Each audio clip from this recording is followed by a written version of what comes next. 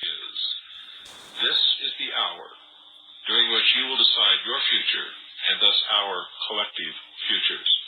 Tonight we have a very special guest with us, and we're going to be talking about suppressed technology that was developed many years ago and has been kept hidden from the general population of not only this country, but the world. We've talked a little bit about this on other episodes of the Hour of the Time, but tonight we're going to go back to the origins. We're going to talk about it in depth, where it came from, who's developed it, is it real, is it not real, and by now, those of you who have been listening to this show for some time probably have realized that once again we're going to talk about UFOs. I first met this gentleman during my lecture tours several years ago, when I began to notice that right in front of my podium in the first row, the same gentleman seemed to be following me around the country and always had very penetrating questions to ask. We eventually struck up conversation, got to know each other, and I found that behind the beard was a very good brain that was working all the time. Some of his research has paralleled mine, and he certainly knows a lot more about some parts of this mystery than I do. And that's what we want to get at tonight. We want to sort of pick his brain and get to what he knows about this mystery called UFOs. His name is Vladimir Terziski, and he is originally from Bulgaria. And Vladimir, welcome to the Hour of the Time. Thank you very much, Bill. I'm very happy to be a part of this great show, probably one of the best shows on the West Coast. Thank you. Definitely a non-American show without any commercials, intellectual show that will make people to think, something that seldom happens here. More easily one can find such a show in Europe, for example. Well, you know a lot about that because you come from a country that was traditionally, you weren't allowed to have any freedom of speech at all, were you? And that's exactly how we learned to look for good shows. We would listen to Radio Moscow, we would listen to Radio Vatican, to the BBC, to Voice of America, to Deutsche Welle, and we would compare their versions of the story. And this is how people in Eastern Europe learn the ABC of practical conspiratology, how the lies are put together with white threads.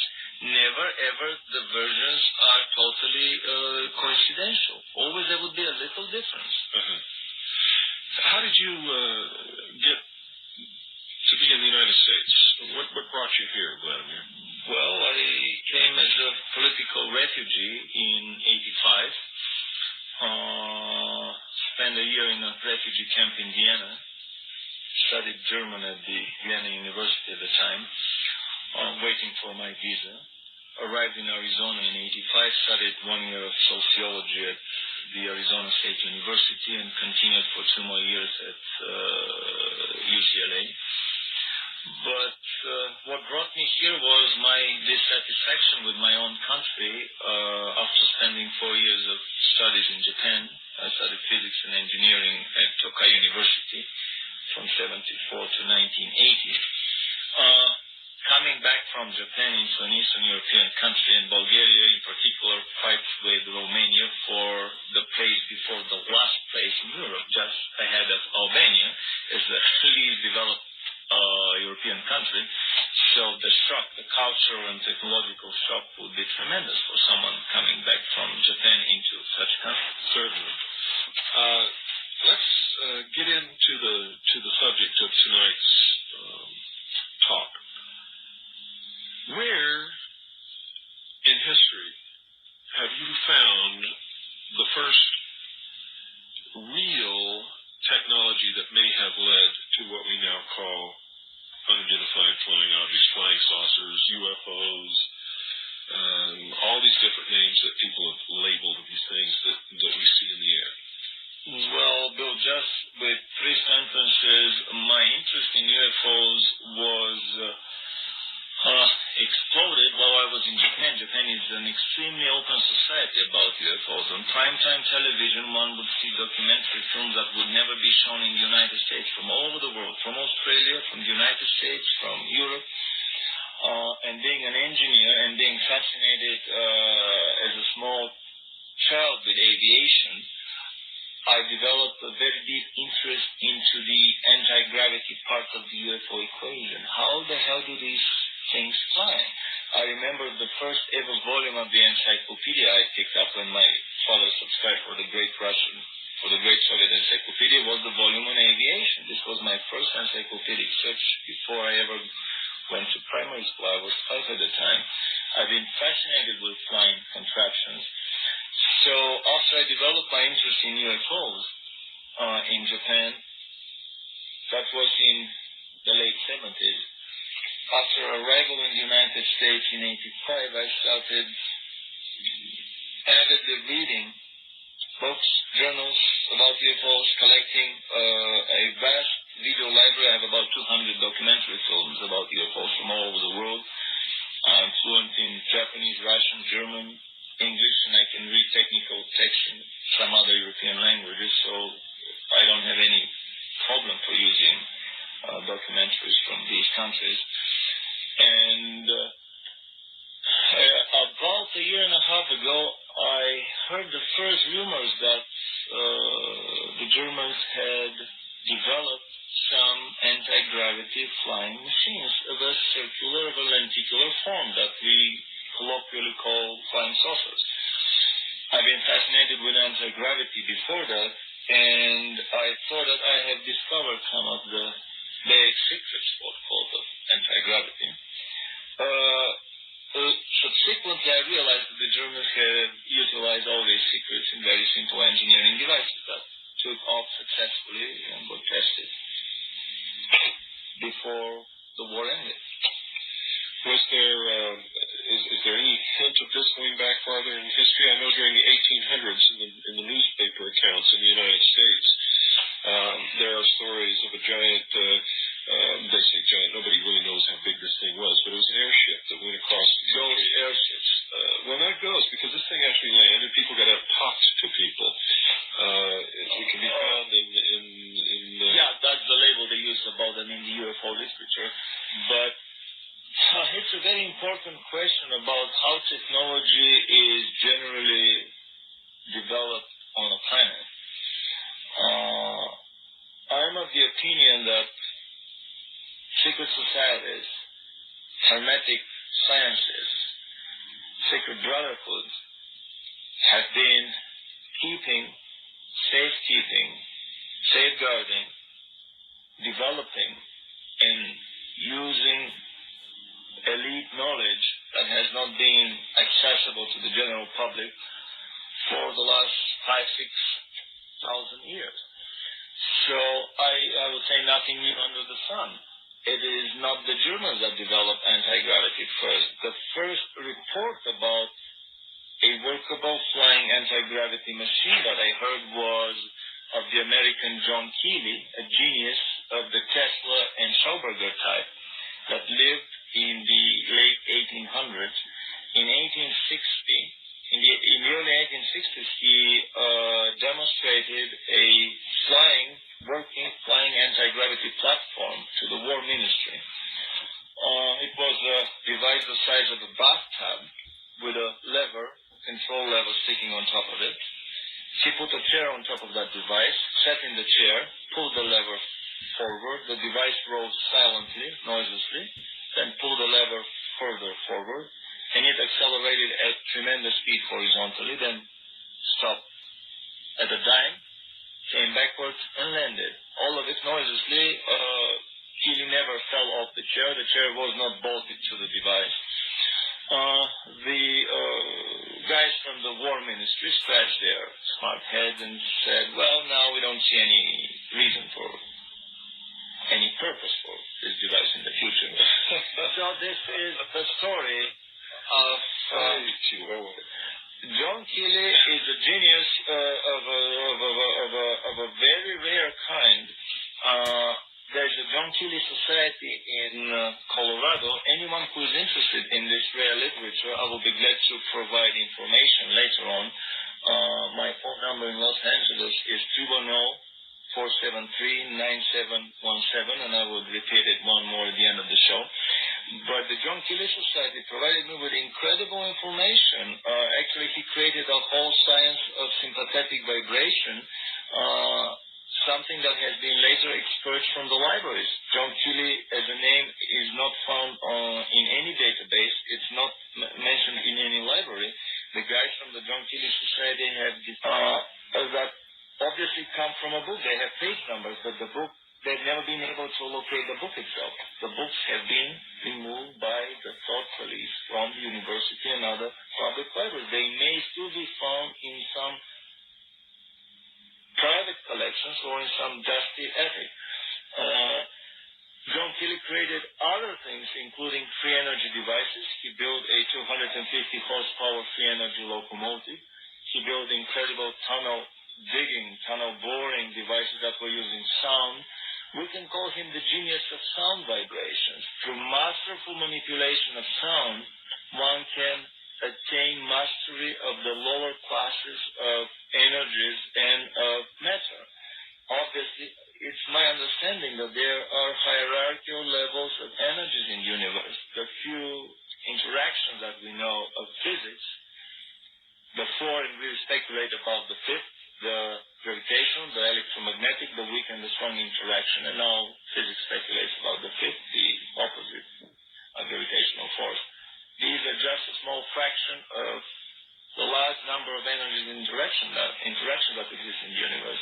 And John Keeley was able somehow to tap to one of these, the magic of sound. Another report that I know of the late 1800s is, of course, the information coming about Nikola Tesla. Nikola Tesla was another genius of the Keeley and Schauberger type.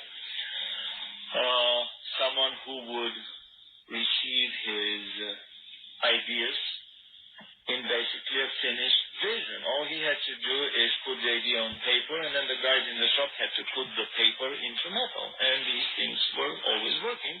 Edison was fuming that Tesla never sweated in the shop, in the lab, but this was the nature of his genius. He was getting his ideas somewhere from the upper floors of the universe in a ready form.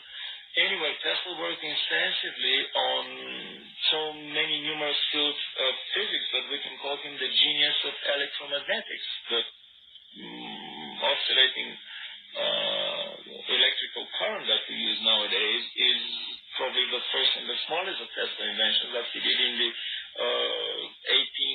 1870s, 1880s. What Tesla did after that has been successfully expurged from public libraries. His name has been downplayed. I've even seen photographs of his image airbrushed away from a photograph of a group of scientists at the Institute for Advanced Studies at Princeton, where Einstein happened to be in the same photograph. Obviously, if someone is in the same photograph with Einstein, then he is not just any scientist. He's a major scientist. Anyway, my feeling is that the stories about the ghost airships of the late 1800s are probably true, that these have been secret engineering projects, let's call them black projects, financed through shady financiers, private financiers, by the bankers and the Illuminati and the secret societies behind the scenes. The fictional book Genesis and its prequel Inception by Harbinson are, in my opinion, a very true story, in my humble opinion, a true story of how the secret societies develop new technologies that are never divulged to the public, at least for 50 years. In that story, they have the creation of airships way before the turn of the century. They even mentioned the existence of a turboprop biplane that crossed the Atlantic before the Wright brothers plane flew. They even intimate that the Tunguska explosion in, I think, 1905 or 1908, somewhere there, was actually an explosion of a crude nuclear-powered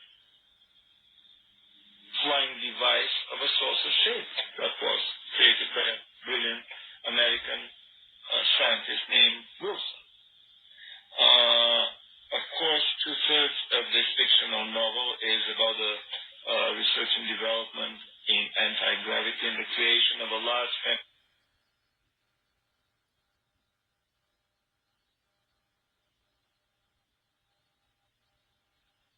of flying saucers in Germany before and during the Second World War. So, excuse me, but is there any evidence that this man Wilson actually lived? This may be, whether Harbison himself knows German. I have a little suspicion that he just published a brilliant book. He never followed with anything for 10 years. And if he doesn't know German, then it would be obvious for me that he just got this material as a big, thick file from somewhere. We all know from where. And he was asked to write one nice book, probably a bestseller, because this is one of the many skeletons in the closets of the secret societies and the government black project that they won't eventually be taken out to the public, that they want to wash one more piece of dirty laundry. So you think Genesis may have been something like Missing Time or Majestic by Strieber? Yes. In my opinion, the book Genesis, because the part of Genesis that I investigated thoroughly, the part about the German flying saucers, turned out to be many times beyond what was discussed in Genesis. I mean, the Genesis was a gross understatement of the German anti-gravity research and development effort. Well, let's go to one more item. So Tesla is known to have developed anti-gravity using an electromagnetic principle.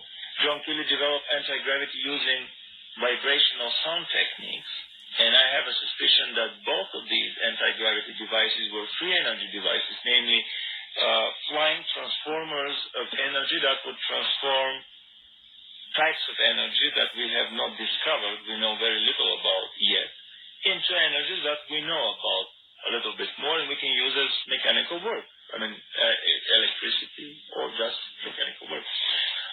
So I have a feeling that some of these airships of the late 1800s were the first experimental devices utilizing the lift of hydrogen and possibly helium. And I also have a suspicion that they may have had some hybrid anti-gravity drives installed in them because of the strange designs that I see. I tend to believe in drawings when I see them in the paper because people's eyes are a very good optical, how should I say, image processing and data storing mechanism, in my opinion. Early at the turn of the century, there have been many reports, 14 reports.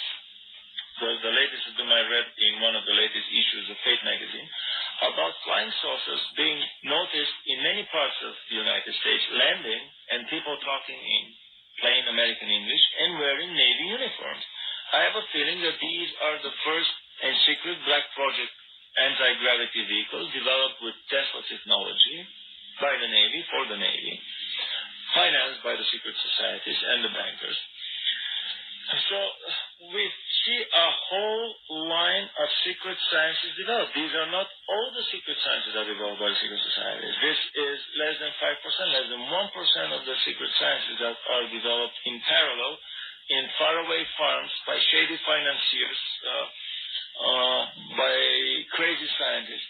My feeling is that probably all the films that, science fiction films that we've seen about crazy scientists in Frankenstein in labs are exactly that. Secret black project financed by the terrestrial secret societies. So by the time the Germans came to power, I have found at least 5 instances of anti-gravity craft developed on this planet. The latest instance is the lenticular aerodyne by Henry Coanda, Frenchman.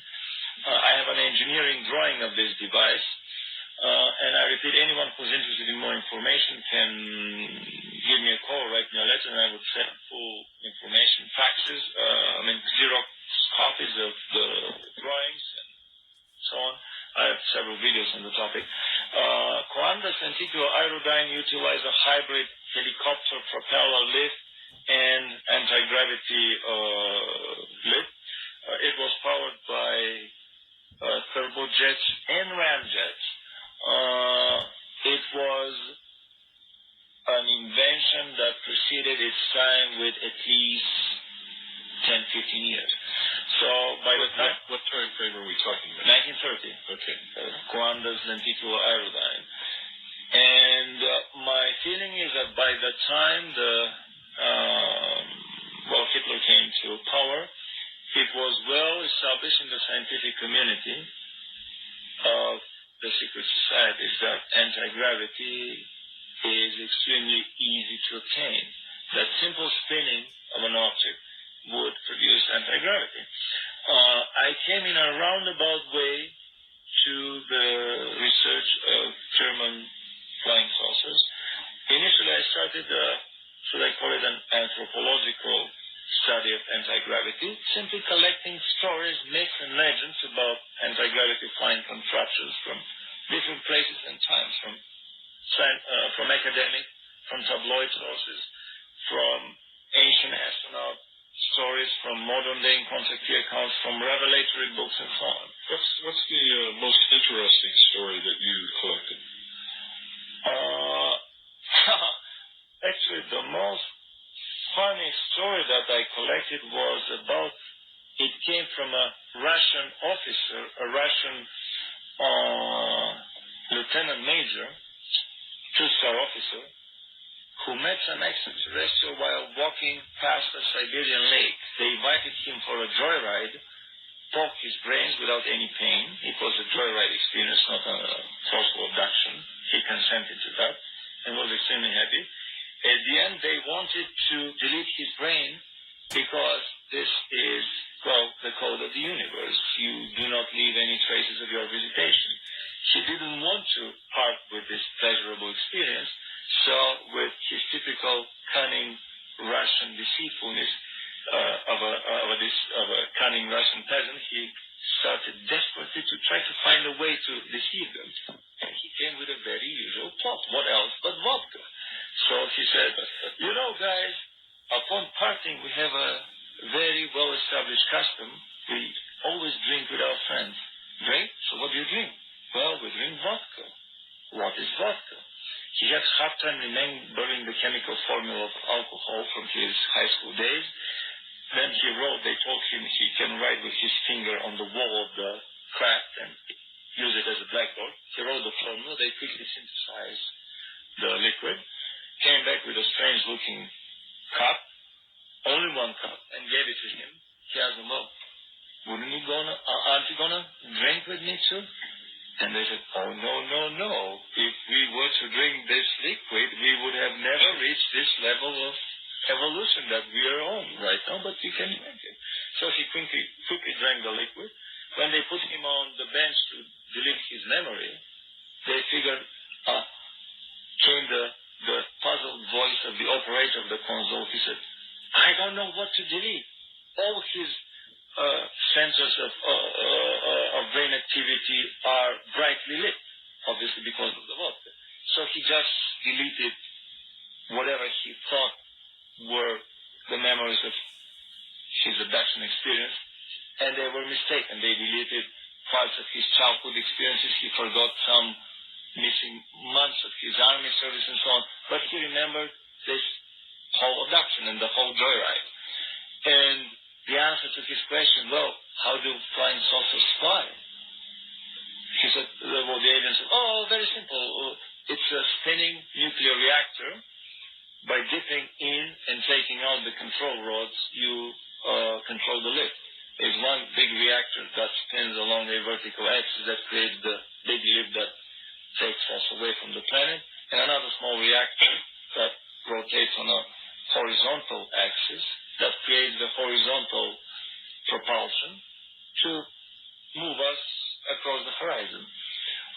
And many other stories, but this is probably one of the funniest stories of a failed, how should I say, mind deletion, of a failed missing time experience. My anthropological study of myths and legends about anti-gravity, spanning over several thousand years of terrestrial history, has found one common denominator of all stories about anti-gravity lift, namely that simple spinning would create anti-gravity. One does not need fancy alien hardware, incredible software. Spinning of any material body fast enough would reduce its weight. When a certain critical rotational velocity is reached, the body flies away. Then the question is how to better achieve this spinning with the existing engines of the time. And this is exactly the question that the German engineers were confronted with. And basically they use every existing engine of the time. I have discovered drawings, sketches, and stories of flying saucer devices powered by gasoline engines with propellers, powered by Wankel engines with propellers. I even have a suspicion that the very Wankel engine itself was created to power a flying saucer because... You're talking about what we call a Wankel? Wankel, yeah, the Wankel engine, because of its rotational symmetry, it can be used to spin the craft one way while the piston inside spins the other way. There is a question of balancing that I haven't figured out yet, but this is just a suspicion of mine.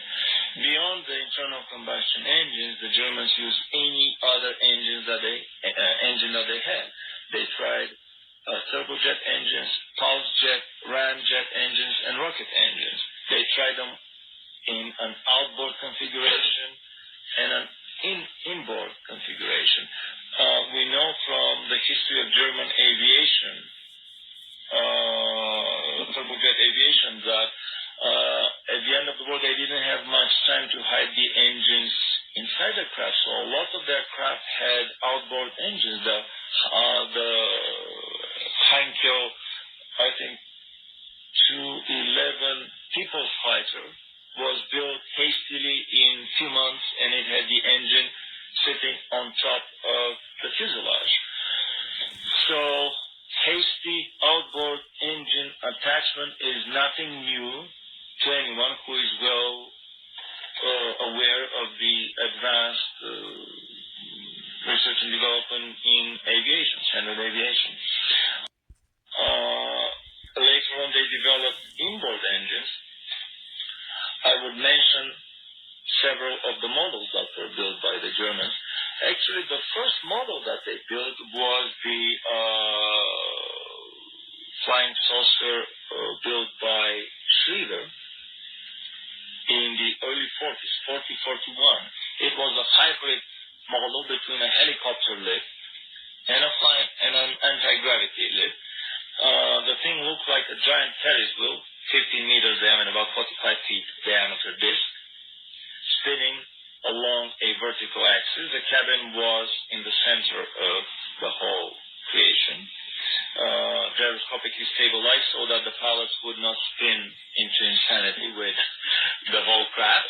And around that cabin, we had this huge disc spinning. The disc had multiple helicopter propeller blades that could change their pitch in order to control for the lifting power. And the information that I had is that at a time of takeoff or sharp angle high G maneuvers, the needed RPMs were around 15-1600, while at a steady state horizontal speed or hovering, it could get by with only 600 RPMs per minute. This wheel was spun into action initially by turbojet engines. The Germans utilized the standard Messerschmitt 262 jet fighter engine, developed by one of them was developed BMW, the other one was developed by Junkers, the Umo 007.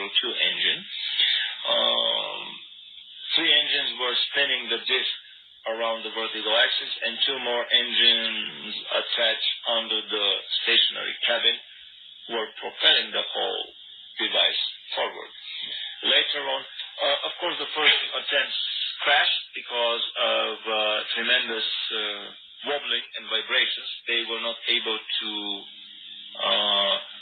fine-tune and eliminate the vibrations of this huge spinning construction. Later on, they solved the problem, and the first disc reached a speed of 2,000 kilometers an hour, about 1,300 miles an hour, almost twice the speed of sound. The rumor is that even Air Marshal Göring rode one of the discs. Later on, the Germans attached rocket engines, particularly the Walter rocket engine, and several variations of it that increased the horizontal speed to 3 and subsequently 4,000 kilometers an hour, which is more than 3 times the speed of sound. Probably these were small bursts of speed because my feeling is that these initial prototypes were probably made of the same duraluminum that they were using for their standard turbojet planes. So if they were to push the craft too hard, they would have simply melted it in the atmosphere. In what year did this occur? The silver disc was tested from early 40s, 40-41 until 44-45. Later models dispensed entirely with the helicopter lift and relied only on the anti-gravity lift created by the spinning hull. The very hull of the saucer was spinning. Only the cabin in the center of the craft was kept stationary by gyroscopes. And when you say anti-gravity, Vladimir, are you talking about something that another force that actually opposes or negates the force of gravity, or is this just feeding another energy force that you're talking about a spinning mass, creating some force that allows this to rise into the air? Well, gravity, anti-gravity, energy, electrons, mass, these are all labels, physical variables, but these are just primitive labels that we attach to things in nature that we are trying to understand. Higher and more advanced races will probably heartily laugh at our primitive attempt, more or less wrong. But still, we are trying to have some clarity. My feeling is that all these labels are just convenient metaphors and tools of our mind. When I say anti-gravity, let's say that I just mean the ability to negate the pull of gravity, the ability to... Without the conventional methods that we're used to, such as an airfoil or helicopter blades or something of that nature. Yeah. Still, I have to repeat that the first models, as usual, were hybrid models. Always when we create something new, it would be a hybrid and it would incorporate features of the old and preceding model or technology. But later on, they got rid of the helicopter aerodynamic lift propeller blade entirely for the spinning heavy mass of the fuselage of the body of the craft that was creating this anti-gravity lift.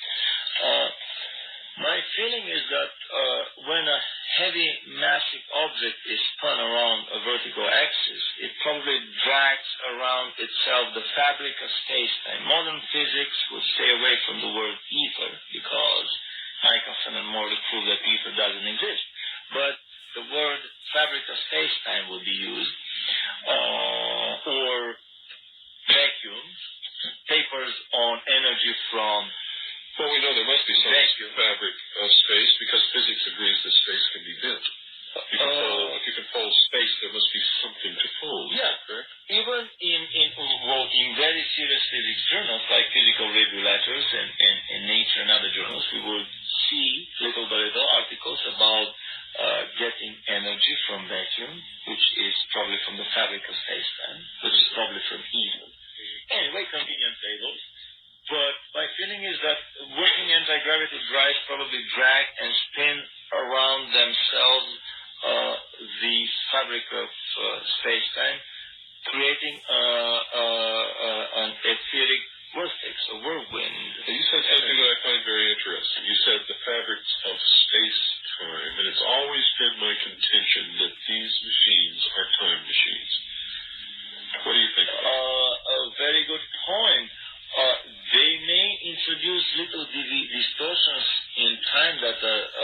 atomic time clock would measure as an artificial satellite that has atomic time clock on board would measure a little delay in time. Even an atomic time clock spun around the globe on a standard passenger jet plane would show a little delay. So they do interfere with space-time. But if you're talking about a practical time machine that would take us backwards or forward in time, it would take a little bit more hardware and gadgetry. But it is still easily attainable. My feeling is that these are technologies that were attained by both the Germans and this country's government almost half a century ago. But this would be a topic of an entirely different discussion. So coming back to the German flying machines, the next an important model that was built was probably one of the most famous of all models, the so-called Kugelblitz, or the crowd ball, as it was jokingly called by the Allied pilot, or the crowd meteor, or Foo Fighter, or the Foo Fighter. Foo Fighter. The name came probably from the way these machines were swooshing by many times faster than the speed of the lumbering bombers. A bomber would make 300-400 kilometers an hour. A Messerschmitt would make 650. A Foo Fighter would make 1,500, 2,000, 2,900 kilometers an hour. For them, bombers were sitting ducks. Even fighters were sitting ducks. So the name Foo Fighter is a very good name. It just conveys the image of the idea of the situation, how fast these machines were swooshing by. Renato Vesco, who is let's call him the Italian Werner von Braun, the research and development boss of the Italian Air Force before and during the Second World War, and his brilliant book that was also kind of removed from the libraries and has been stopped from publication. The book is called Intercept But Don't Shoot, or Intercept UFO, originally published in Italian and probably shortened in its British release, even more shortened in its American release. I have a copy of his book and I read it, and he says basically the same thing that you're saying. Exactly.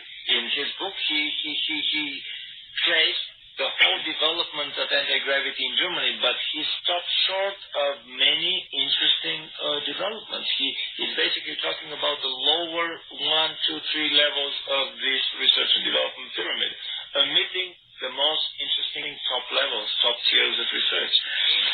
In that book, don't you think that in the position that he occupied with the Italian government, that it was probably wise of him to do that? Maybe he couldn't write more. What he wrote about was incredible to me, and he documented every bit of it. I mean, he listed the he knew what he was talking about. Yes, absolutely. And he's a brilliant physicist and engineer. This is a highly technical book written in a popular language by someone who is a physicist and engineer, no doubt about that. And there he mentions about 3,000 accounts of attacks of Foo Fighters on Allied bomber formations with devastating consequences for the bombers. I mean, it was no matching game. But these Foo Fighters didn't really shoot at the bombers.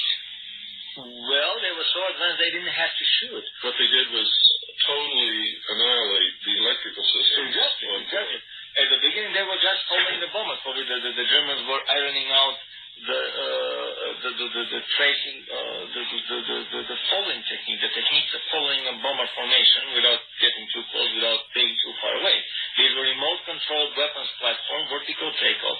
They had remote television navigation, remote sensing, acoustic, electromagnetic, infrared sensing that were 10, 15, 20 years ahead of their time. Yeah. They could automatically escape when fired upon. So when the attacks began, these Kugelblitzes were using extremely strong electromagnetic radiation to fry the amplifiers, the receivers of the Allied bomber radars, to blind them so that they couldn't find their goals. Later on, they mounted even more powerful klystron tubes that were creating such monstrous electromagnetic fields around them. They were comparable to the electromagnetic pulse after a nuclear bomb. These fields were powerful enough to dampen and to nullify the electrical currents in the electrical circuitry of the bombers flying nearby, so that their engines would cut out because of no more sparks in the spark plugs. As long as the moment the Kugelblitzes would separate and fly away, the engines would restart. They would come again, the engines would die out. This is actually how the book Genesis starts, with a crash of an Allied bomber after an attack by a Kugelblitz. And this is well documented, not by pilots, I think the Kugelblitz is one of the most, besides the B-2 bomber and the buzz bombs, is probably the most well documented secret weapon that Germany had.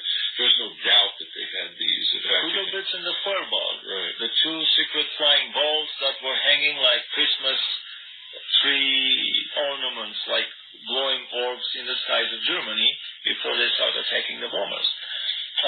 They had a manned version of the Kugelblitz. And the funny thing is that it's a very simple weapon. It was a kerosene-burning turbojet-powered device. I'm not sure whether they carried their oxidizer on board or not. They were either breathing air from the atmosphere, or carrying the oxidizer on board. But basically, they used the same materials, the same fuel, the same navigation as they were using for their fighter planes, although with incredible speeds. The ionization layer around the Kugelblitz was effectively negating the aerodynamic resistance of the atmosphere, bringing it down to almost zero. That's why they could attain these incredible speeds even inside the atmosphere. Was the ionization layer what caused this brilliant light? Exactly. They were using some additives to the fuel that would increase the ionization coefficient, and the ionization would reduce, it would work as a lubricant around the craft, almost reducing to zero the head aerodynamic resistance.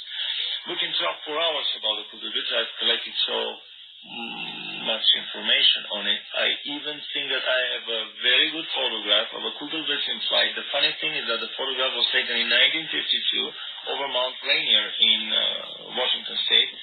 And my suspicion is that this Kugelblitz may have been test flown out of the secret British research and development facility, a huge city for 50,000 people that was built in Western Canada in British Columbia. And this is the direction from which the first big flying saucer flap came from, the nine saucers formation that Kenneth Arnold saw. Right. And Renato Vesco, in his book, even mentions that when some of these saucers that Kenneth Arnold saw crash, some porous metal was found at the crash site. The porous metal, what the Germans called the Luftschaum, the air foam, was exactly the porous metal with these microscopic, micron size or whatever size, miniature size pores, holes that were acting beehive. As a thinner than that, smaller than that. I didn't mean to say beehive. I meant to say honeycomb. What's honeycomb? It was actually one of the first composite materials made with, sintered with powder metallurgy. I mean, the Germans developed not only advanced aviation technology, but they developed powder metallurgy that was ahead of its time, and metals that were ahead of the time with more than 100 years. The so-called metal, the impervium, that was harder than diamond, was developed by them and used in these machines later on. I've heard stories that a piece of impervium was held toward a diamond grinding wheel, put on an electric motor, electric diamond grinding wheel, until the wheel started glowing red hot because of the frictional temperature coming out of the friction between the impervium and the wheel. But the impervium never melted and never ever was anything grounded away from it.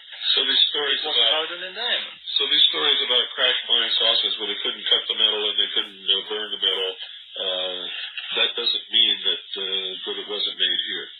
What you just described is something that what he said that kind of... I don't want to say that all craft on this planet by the Germans. Maybe some of them were either, because we don't beyond know. that. But we do know. Exactly. That we have developed this technology. But the whole set of technologies needed for a crash disk scenario or even a little gray abduction scenario were created by the Germans 50 years ago and had been in the government arsenal of all superpowers for half a century. Sure. So going back to the German discs, after the Kugelblitz and the Feuerball, which is the second version of the Kugelblitz, and it was a main version, the Germans developed their first enlarged drawing, the mega project, the Ballonzometer Schieber disc, which was their first operational fighter saucer. It was a standard turbojet craft. A turbojet saucer using low-grade aviation kerosene. At the end of the war, the Germans had a very low-grade gasoline. They were running on octane numbers that few Allied machines would ever move. It turned out to be a boon for everyone because jet fuel, because of that, eventually turned out to be nothing more than a version of kerosene. Exactly, and it's non-explosive. It's a lot less explosive than gasoline. Otherwise, we would have had a lot more Hindenburg-type crashes of airplanes. So the Ballonzometer Schieber disc was again a disc about 15 meters diameter, about 45 feet diameter. At the beginning, they tried 8 turbojet engines of the UMO, I think 002 type, the standard jets used in the Messerschmitt 262 fighter plane. And it for the benefit of our listeners, was the first fighter plane. Turbojet. Right. Operational turbojet fighter plane. Actually, the Heinkel 179 was the first turbojet plane that ever took off. It happened in the summer of 1939. 3-4 years before the first British. Isn't that incredible that took in the air? The first jet-powered aircraft took off in 1939, but operational jet aircraft weren't in the air actually fighting until almost the very end of the war. Well, let me ask you something. Take some time for research. The fighter planes of the Second World War, the Messerschmitts, they'd been developed for 10 years before that. But look at the Japanese. I bet the Japanese, if they'd had that, they wouldn't have spent time for research because they were sending pilots up in the air to go to their death as the guidance system for bombs.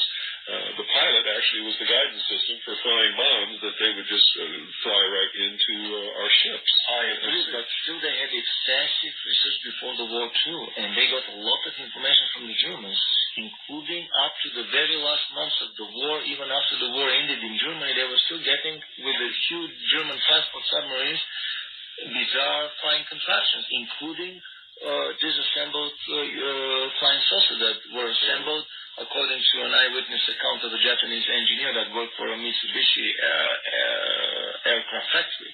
They assembled a strange device, pushed the button, it flew away, they got so scared they dynamited the other device, or that's what they said, said their prayers, and this was the end of the Japanese. That was the end of it.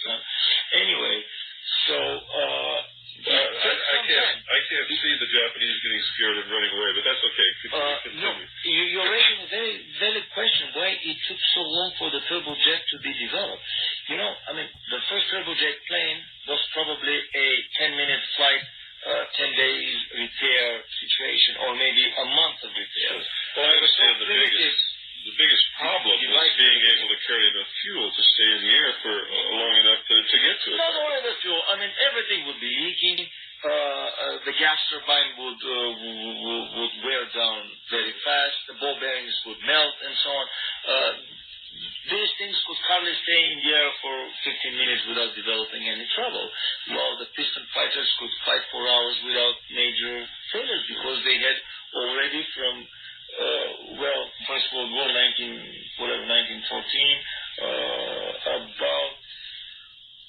about 25 years of extensive history. I've got to interrupt. This is fascinating. I got to tell you, this is absolutely fascinating, and I know that our listeners are just as fascinated as I am. And I know an awful lot about this, but still, the tip of the iceberg. That's That's We right. haven't even scratched And the surface. what we're going to do is, would you consent to come back and do maybe one or two more shows, and so that we can get with a great more pleasure. into this? Great. I can't tell you how happy it makes me to have someone who has this kind of knowledge on this show. It's something that everybody needs to understand, that technology has been developed in secret and withheld from the common man for so many years that a lot of, well, for instance, in the United States, right now, every year the United States government spends $90 billion, that's billion with a B, dollars on research. On black project research, and another $30 billion on black project research. And where is the results of all of this research over the years? And how much of the drug money proceeds go to black project research too? And the printing press funding money going to black project research too. One of my favorite subjects. Well, we can't continue it on tonight, so as always, dear listeners, good night, and God bless you all.